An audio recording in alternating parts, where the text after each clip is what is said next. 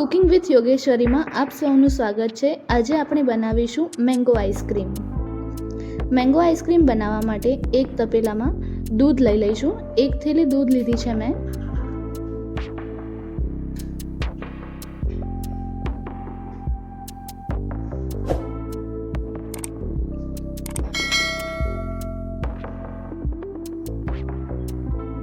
હવે આપણે એમાં મિલ્ક પાવડર 1 ચમચી એડ કરીશું।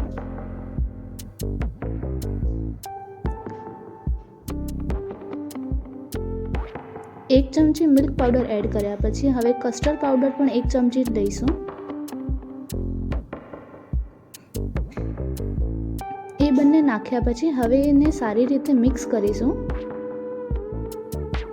એમાં લમ્સ ના રહી જાય એ રીતે એને મિક્સ કરતા રહીશું।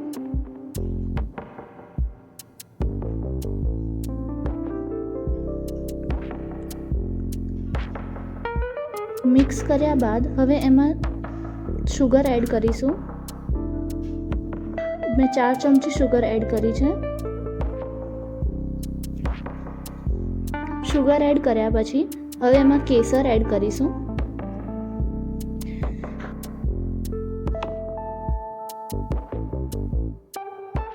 કેસર એડ કર્યા પછી હવે ગેસની ફ્લેમ હાઈ રાખીને ગેસ પર મૂકીશું અને એને મિક્સ કરતા રહીશું જે નીચે ચોંટે નહીં।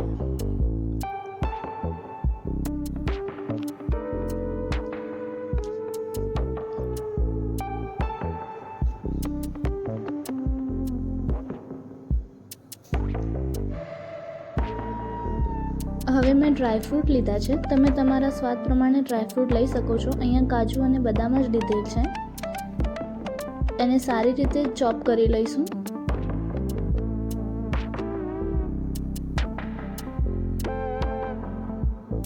હવે આપણું બેટર ગાઢું થઈ ગયું છે।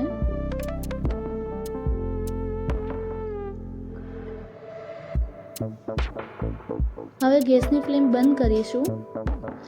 એક મેંગો લઈશું, એની છાલ ઉતારીને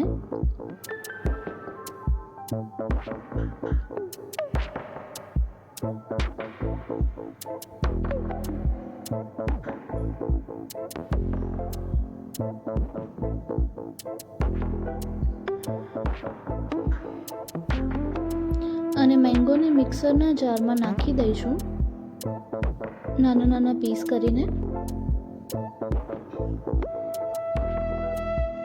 નાના નાના પીસ કર્યા બાદ એમાં 1 ચમચી મલાઈ એડ કરીશું।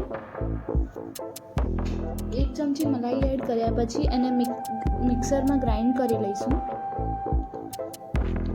આવી કન્સિસ્ટન્સી રાખવી જોઈએ અને આને આપણે બેટરમાં એડ કરી દઈશું। આપણું બેટર પણ નોર્મલ ટેમ્પરેચર પર આવી ગયું છે। હવે મેંગો અને બેટરને સરખી રીતે મિક્સ કરી દઈશું।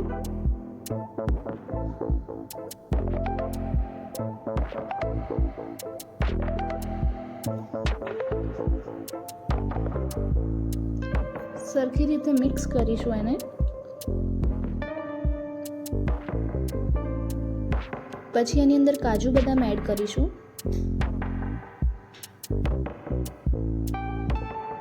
એડ કર્યા પછી એને મિક્સ કરીશું।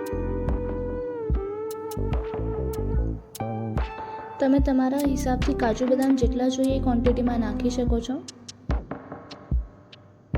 હવે એને આઈસ્ક્રીમ મોલ્ડમાં ફિલ કરી લઈશું।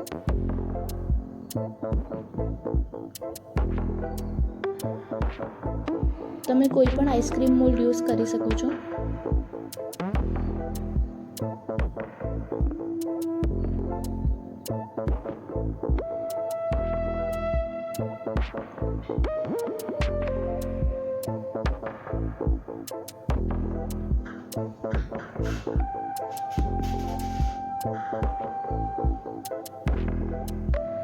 બધા આઈસ્ક્રીમ મોલ્ડને મેં આવી રીતે જ ફિલ કર્યા છે।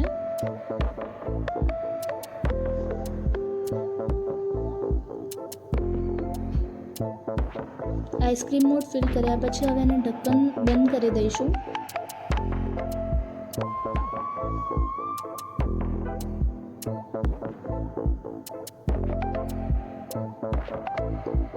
ઢક્કનને બંધ કર્યા પછી આઈસ્ક્રીમના મોલ્ડ્સને ફ્રીઝરમાં મૂકીશું 7 થી 8 કલાક માટે, જે બરોબર જામી જાય.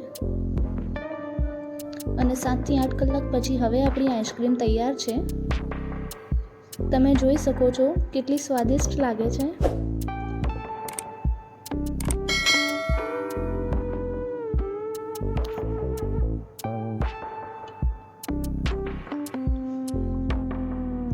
તો મિત્રો, આ રીતે બની ગઈ મેંગો આઈસ્ક્રીમ.